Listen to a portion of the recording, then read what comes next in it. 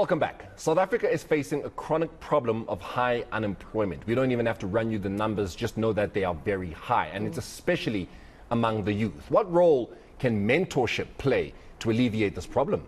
Well, could it be the answer to reducing these high numbers? And what about youth entrepreneurship? Yolanda Cuba, who's launched a Mentorship Boardroom, is aiming to empower women, especially in telecommunications. She joins us now to tell us more about this initiative. Yolanda, as my colleague Moreno was saying, we do not necessarily have to articulate the numbers, but what is quite prevalent is how a lot of these businesses, often even started by young people, taking the initiative. Unfortunately, as the story of entrepreneurship goes, a lot of them fail within the first 5 years, really, of being, at the point of establishment. Could this be a potential solution to be able to just alleviate some of the pressure and perhaps have some kind of a thinking partner with mentorship? Absolutely. I mean, mentorship is but one of the cogs in the development of any enterprise. So one of the things that is very clear, and I was listening to the IDC actually talk about it, is that actually entrepreneurship has to have or any other business, for example, whether small or large, has to have a number of elements that actually has to work. You do have to have a product that works, but you have to have the marketing that works. You have to have financial information that works, and then you have to have cash flow, right? So all those elements must work together, and we're spending less and less time actually breaking those elements down and actually saying, how do we empower people in all these spheres? And then the next layer then is then the mentorship. But how do you get people who have walked the path before to come in and share their knowledge, share their experience, and actually help guide and inspire others to actually follow in their footsteps?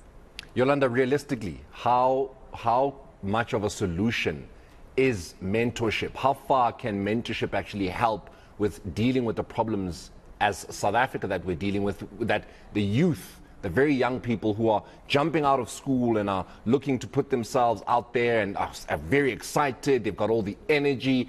How then will mentorship actually realistically help deal with their problems? I think what mentorship does, firstly, it highlights in a lot of situations that you are not alone, right? As soon as you're not alone in a problem, it does feel more manageable. So for me, being able to talk to someone, for example, who's done it before, whatever I want to do, it makes it so much more attainable. And secondly, once you know what steps to follow, then it makes it also more likely to actually happen. So you don't have to go through trial and error in order to get to where you need to get to.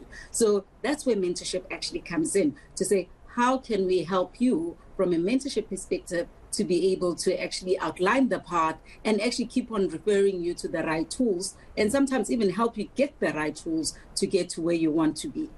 Yeah. You know, as you're speaking about this as well, I know that in terms of being able to even define how mentorship works, it needs to be even a starting point, because a lot of times young people often ask for mentorship, right? Please mentor me, please mentor me.